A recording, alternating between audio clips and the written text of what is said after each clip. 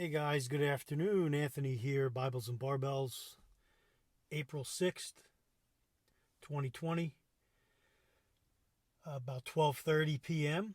I'm here at the hospital, Sibley Memorial Hospital, waiting for my wife's treatment to be completed, and we're starting another week.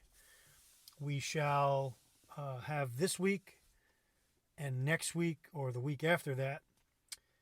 So that's 2 weeks, and then the following week, 2 days. That's what they have scheduled as of right now. So we have 2 weeks and 2 days left.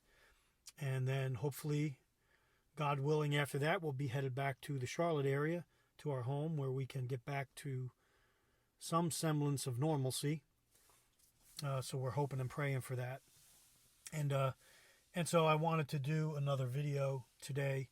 If you noticed on my channel, recently in the last few days, I have went through some of my 1400 plus videos that I have on my channel since I started it back in January 2009. That's when I started the channel, and I picked some videos that I thought might be important for today, what we're going through, and kind of rehash some things regarding prepping and being ready. And so what I did was I re-uploaded some of them, and I'm reposting them. Hopefully they'll be of help to many people and remind you of some things maybe that you're not doing, you weren't doing, and that maybe you can do now at this juncture. And so I also found a video study that I did in the book of Lamentations back in August, early September of 2016, before the presidential elections were held. And during that time, if you go back to my channel during those months leading up to the election, I have several Bible studies that I posted because I felt compelled at the time, as I do now, to post what God's word says regarding evil, regarding unrighteousness, regarding government, people in government that don't adhere to morals and values, people in government that cling to a culture of death and destruction. They want to rule with an iron fist. They want to speak to the people, we the people, like we are pawns and peasants and slaves.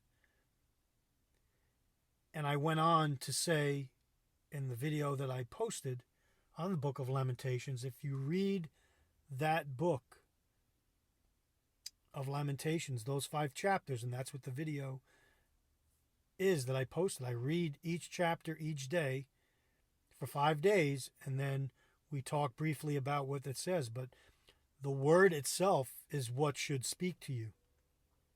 Listening to what Israel went through because of their disobedience, because of their unrighteousness, because of what they snubbed their nose at God, they cast him aside, and they embraced evil, and they trusted evil leaders. And therefore the country was sent into captivity. So bad that the death and destruction was unprecedented. People boiled and ate their children. That's how bad the starvation was. If you could fathom, sorry we were cut off there. If you could fathom boiling and eating a child because of your starvation, you could fathom the wrath and the destruction that was cast upon them. And I will tell you something. Our country, this country, the United States of America, land of the free, home of the brave, the Constitution, the Declaration of Independence, the Bill of Rights, all that, all those documents, all those foundational, moral, biblical principles that we were supposedly founded upon have been cast aside by many in our nation. By many, even our leaders. Actually, our leaders are leading the charge. Many of our leaders. Most of our leaders.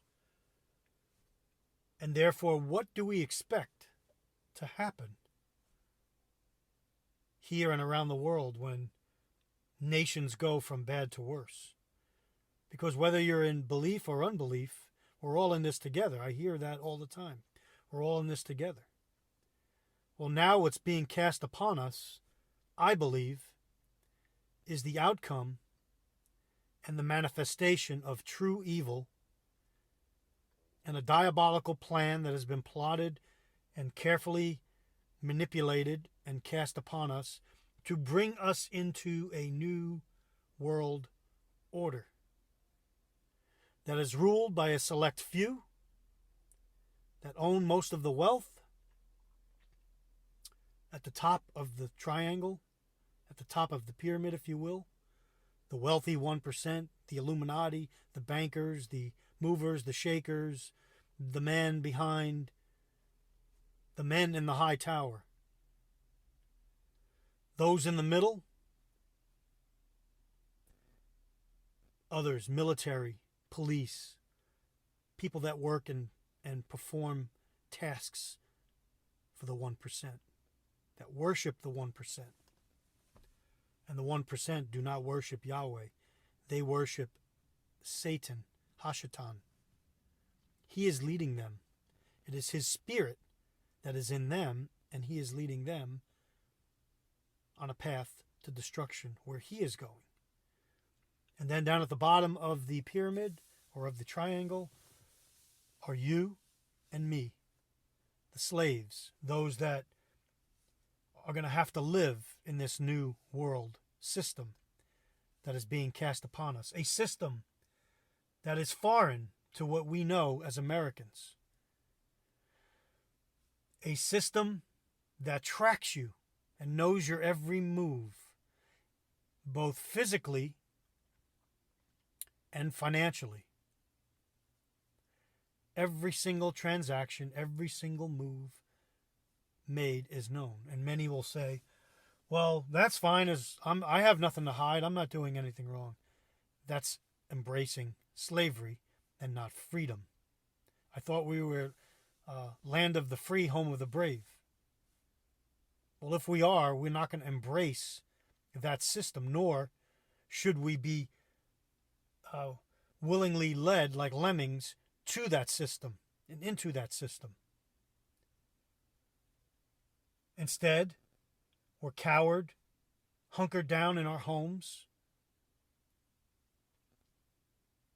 waiting for the next instruction from our leaders. And I understand what's going on, a pandemic, a virus, something out of control, something that's killing many people and can kill now and in the future. Didn't happen by accident, though. I can tell you that. It's my belief. Did not happen by accident. It's part of a larger plan. Apparently, they decided to make their move at this juncture, right before the 2020 elections in America, which at this point, I couldn't tell you how it's going to go. Many people think Donald Trump is going to win. And as I have said in many of my videos, Donald Trump cannot save you. The nation has to turn collectively and embrace the moral, biblical foundation that we have been founded upon. Do you understand? Gold and silver, cash is temporary. It can help you. And of course, we should be smart with our investments and not put all our eggs in one basket. Looking at the markets and what's going on, so many are being led to the slaughter in the markets because they have everything on paper and they think they have all this wealth and they really don't. It can disappear. People that have cash in the banks, that could be seized. It can be frozen. You cannot have access to it. You may not be permitted to get it all. But those that have invested wisely and have dispersed their savings into other things and been more diversified, if you will, invested in heavy metal, in metals like gold and silver, platinum. But even that can't help us. It may help us on the short term right now to get food and water and the basics necessary for survival and the basics to pay our mortgage, to pay the light bill, to pay the water bill, to pay the car payment. Think about what we are going through now and what is going to happen a week from now, a month from now, 2 months, 3 months, 6, a year, 2 years. Where are we going to be? Where do you see yourself? Where do you see us as a nation? Who do you see leading us? It's a bleak picture. We already have, just looking at numbers, and I'm not a guy that follows finance and the markets and don't check all these numbers every day and unemployment rates and things like that. But I have been looking and watching for myself, doing my own research and watching other people that are much smarter than me analyze what's going on. And I'm putting together a conclusion in my mind on what I need to do for me and my family for their longevity and to weather this storm. And when you look at a perfect storm, we have one. We have a pandemic that's killing thousands of people, regardless of where you think it came from. We have, because of that, it has crashed the global markets. So by crashing the global markets and our markets here in the United States, so not only did it crash the markets and all that is entailed with that, it has cast us in our homes and stopped us from commerce and trade and work and earning dollars. So everything stopped. It's a perfect storm. Nothing's happening right now for the most part. People don't know what the next day is going to hold. Many people in this country don't know, how they're going to function, feed their families, defend themselves even in a time of crisis where burglaries are going to be up in some of the major cities like New York. Burglaries are up. Crime is up because businesses are boarded. And there's opportunities for thieves, and the police are getting sick. The fire and EMS are getting sick or calling off sick by the thousands. Who's going to be patrolling? Who's going to be answering those 911 calls, and will they be able to respond in the time period that they were prior to this disaster or the pandemic? Think about it. Think about the food distribution system in this country. The truckers that are bravely right now picking up goods, delivering goods. But what's to say that I watched a video this weekend on a trucker that has a YouTube channel. I can't think of his name. I'll put it in the description box if I find it when I edit this video. But he said that he thinks in the next couple of weeks that this virus is going to stop or hinder the transportation of goods because carrying infected goods with the virus, boxes and pallets and different things that the truckers are delivering all around the country, if that is deemed infectious and can spread the virus, what would happen? Stores right now that are already short on some supplies, it can be devastating. Imagine going to the grocery store and fighting for, a bag of flour or a carton of eggs. Watch videos of Venezuelans doing that not too long ago, and they're still doing it. That could be us in a few short weeks. And think of the damage that would do. Think of what people will do when they cannot feed their kids, their families. What extent will they go to get food? What extent are your friendly neighbors friendly now and an enemy 2 weeks from now? How will you react? How prepared are you for that type of situation? These are things that can happen if something isn't done, if something miraculous doesn't happen right now. These are not fantasies.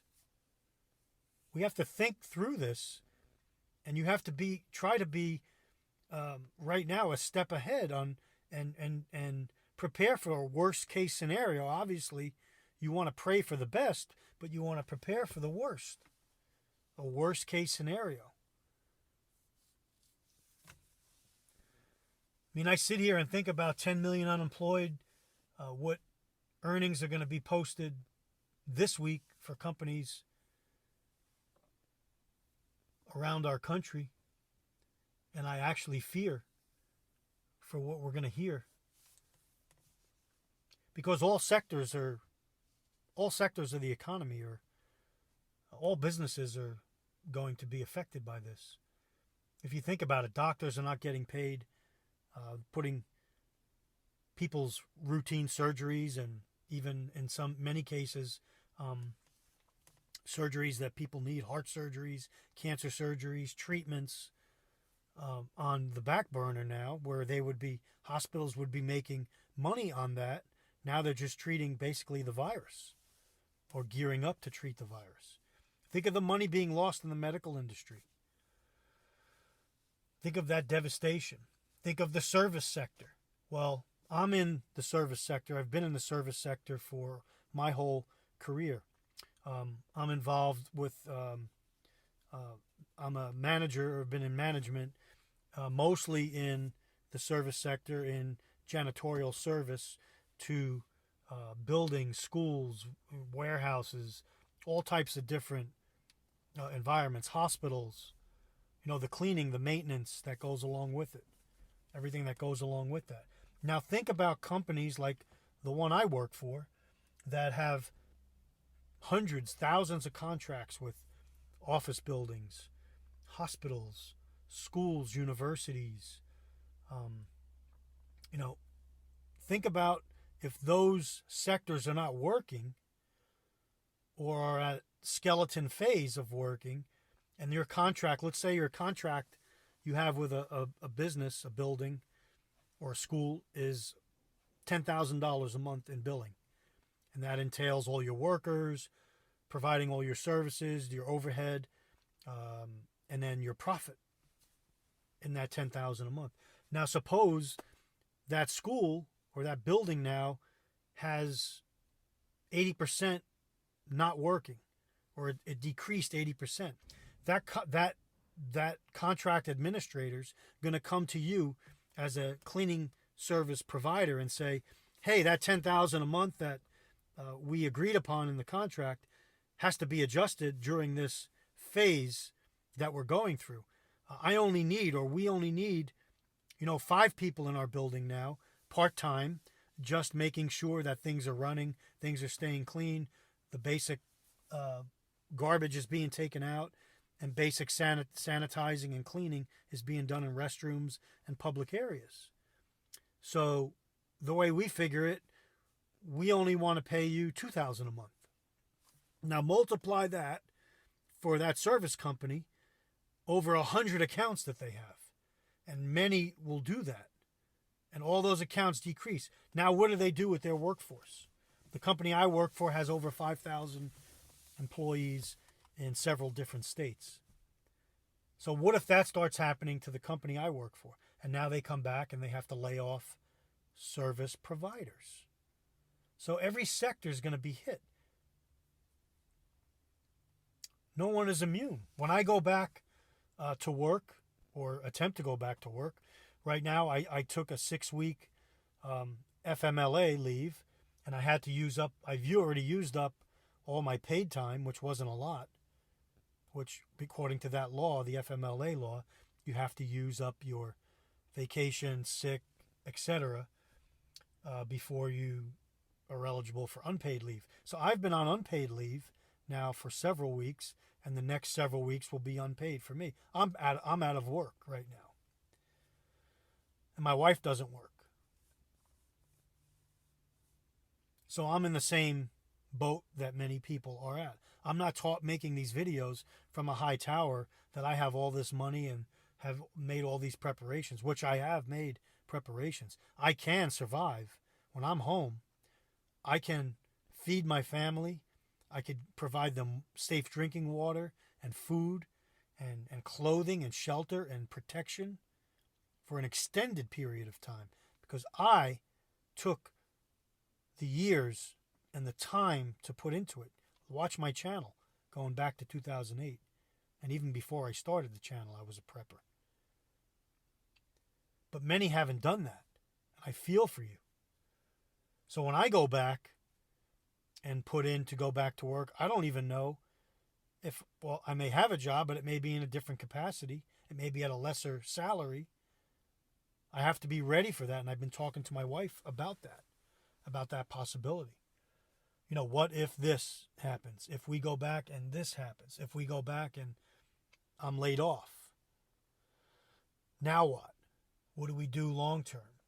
Now, we have taken the last many years, since 2012, to get ourselves out of debt, to live a lower profile of a life, a more basic lifestyle, if you will. You know, we saw the writing on the wall, and we took, you know, we're still not where we want to be, but we're much ahead of where we would have been if we didn't do anything. But it's still scary. It still causes fear.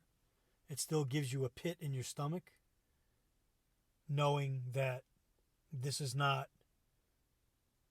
or may not ever get back to the way it was 3 or 4 weeks ago. The future is uncertain. Our way of life is uncertain. How we're going to interact with one another. What protocols are going to be in place when buildings do open, stores do open, restaurants come back online, businesses, those that are still able to, were able to weather the storm, come back online, or went through the red tape and got a loan and were able to sustain themselves in this time and reopen. What kind of world are we going to be living in? What will we be doing in our interactions? What kind of laws or statutes will be erected from this? Like, if you remember, after 9/11, the Patriot Act, the taking over of the airports by Homeland Security, being checked and screened and prodded and poked when we travel in our airports. Oh, it's necessary. Well, that type of system, think about it for a minute. We go back, businesses open, we start interacting, commerce starts up again slowly. Now, on our streets, we have Homeland Security at different checkpoints in buildings, government buildings, big office complexes, certain downtown areas, borders. And as we interact and travel, living our lives or trying to get back to normal, we're subject to that type of airport security now being brought into the private or public sector. That's a very real possibility. That could be part of their plan in order to keep order, control. It's definitely something to look at and look forward to. That could definitely happen, and it may be being put into place now. Also, in times of currency wars, economic collapse, depression, what has always followed after that? Watch Gerald Celente's channel. He goes through that whole litany of history where those things have happened one after the other, and what followed was World War. Are we headed for a world war, a conflict with China or Russia.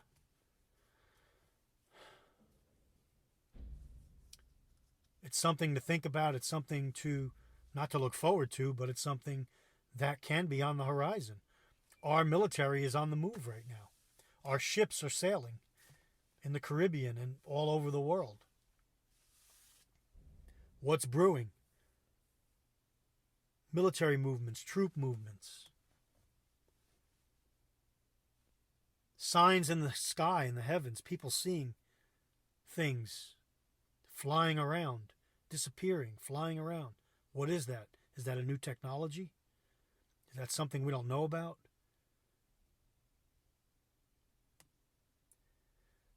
I'm going to cut this video short, but in these trying times, yes, we need to come together as a nation, but we cannot, I'll go back to this a million times, we cannot embrace the same type of evil that we were prior to the fall.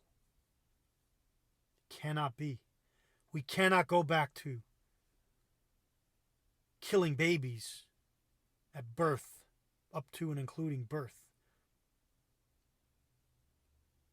The cities and governments that push that are going to suffer the most. God's wrath, again, he will not be mocked. We have to change our evil ways. And those of us that have been quiet during the times that these things are taking place need to be vocal. And they're going to try to silence us. But we need to be vocal. We need to change, turn, repent, if you will, a 180-degree turn. We need to change as a nation, is what I'm saying. We need to get back to morals, to righteous decrees, and away from this police state, this worshiping of government over God. Because that's what it ends up being. It always ends up being, in a totalitarian society, government over God. God has to be put aside. Atheism has to rise. The worship of the state has to take place. Worshipping Yahweh, the one true God, must be frowned upon. It must be stamped out, put aside. We must have a one world religion where we take care of each other and we honor the Mother Nature. But at the same time, we are not free to worship Yahweh. We must worship our leaders that know best for us. And that's what will bring our downfall. Worshipping men, fallible, sinful men and women in power, and hoping for them to have answers. When we should be looking up and asking God for the answers to the problems, the crisis, the pandemic that we are going through. And pray for a turning. Pray that he relents